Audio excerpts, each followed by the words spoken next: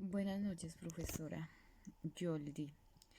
Para esta cátedra de contabilidad gubernamental tenemos como finalidad hacer un video sobre una exposición que ya habíamos programado presentar. Entonces, pues me permito presentarle mi exposición. En este caso estoy sola en el grupo. No compartí con nadie más. Mi nombre es Jenny Jimena Gómez Morales. Mi ID es 611981. Mi exposición sobre evolución de la contabilidad.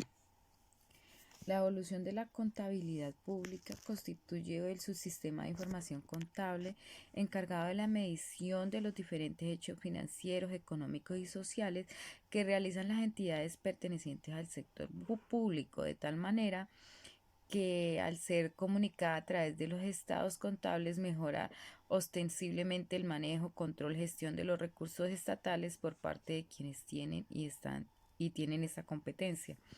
¿Qué nos quiere decir esto? Que la contabilidad gubernamental es la contabilidad gubernamental pública es la que se encarga de medir los recursos del Estado. O sea, si tenemos una buena contabilidad estatal, sabemos que el Estado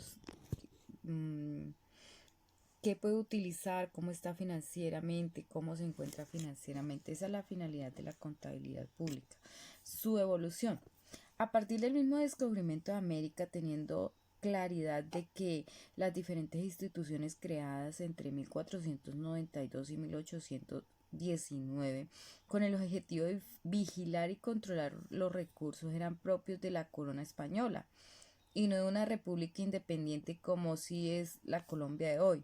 Fundamentados en la regulación, se analizan en cada periodo descubrimiento, conquista, colonia y la república los acontecimientos más relevantes sobre el manejo de las cuentas públicas, entre otros la creación y la desaparición de las diferentes instituciones que tenían bajo su responsabilidad la implementación de sistemas de información para controlar más efectivamente los recursos estatales y las diferentes formas adoptadas por estos organismos para el reconocimiento de los hechos susceptibles de medición.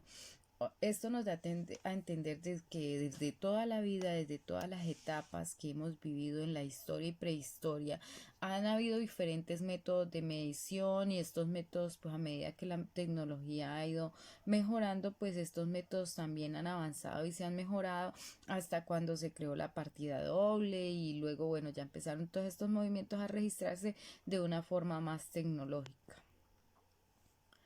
En la actualidad, la evolución hacia una contabilidad de gestión se plantea también la discusión que surge a partir de la Constitución Política de 1886 que culmina con la Constitución de 1991 por el manejo de las cuentas y su respectiva auditoría en cabeza de lo que hoy es conocido como la Contraloría General de la República. Además, se analiza el gran avance logrado en la contabilidad pública a partir de la Constitución Política de 1991 con la figura del contador general. En esta fecha fue que se estableció mediante resolución mediante ley, se asignó un contador general que es quien está encargado de velar por todos los recursos y administración de los recursos de la nación y en consecuencia lo que ello ha significado para el Estado colombiano en materia de información y control. Ese contador público se hizo con ese fin, con el fin de controlar todos los movimientos financieros del Estado. Régimen de la contabilidad pública. El RCP, como es conocido, adoptado mediante la resolución 354/2007, contiene la regulación contable pública de tipo general, específico y está conformado por el Plan General de la Contabilidad Pública, el Manual de Procedimientos y la Doctrina Contable Pública. Una parte de esa resolución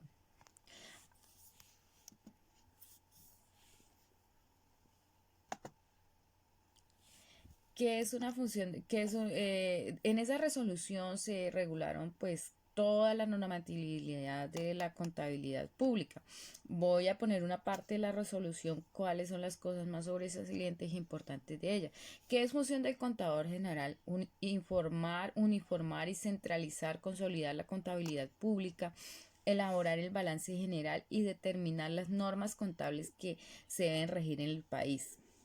Que la modernización financiera pública requiere de un proceso dinámico, continuo de producción de información contable relevante, comprensible, lo cual exige una adecuación permanente tanto para la Contaduría General de la Nación en el proceso regulador como para las entidades contables públicas en la aplicación de la normativa contable.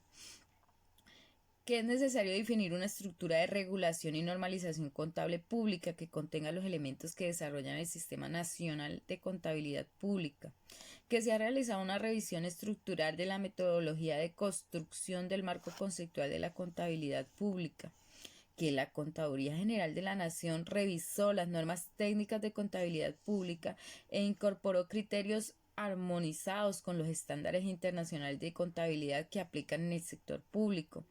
En el transcurso del periodo contable 2007, algunas entidades contables públicas han expresado inquietudes y solicitado modificaciones para incorporar en el régimen de contabilidad pública expedido mediante la Resolución 222 del 2006.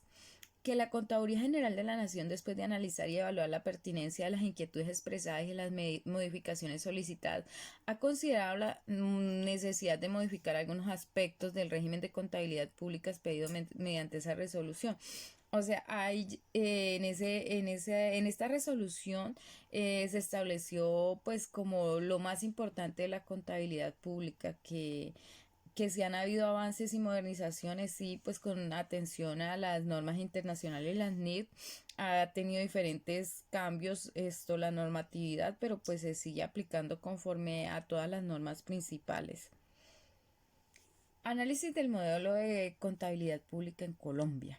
A partir del 1994, el país emprende un proceso de modernización de la administración pública en general y de la financiera en particular. Para ello debe recurrir a la banca multilateral para obtener créditos que le permitan financiar estas actividades de modernización de las actividades financieras encaminadas a una mejor gestión y a la producción de información consistente. O sea, ahí se empezó como a endeudar para poder mejorar el sistema contable.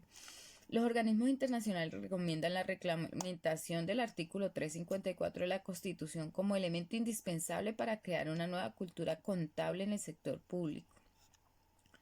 Mediante la expedición de los decretos 084 y 085 en enero de 1995 se crea la Dirección General de la Contabilidad Pública como dependencia del Ministerio de Hacienda y Crédito Público, y en cumplimiento del mandato del artículo 354, que es todo lo que acabamos de leer de la Constitución, asignándole las funciones de centralizar, uniformar y consolidar la contabilidad pública y expedir las normas contables para el país.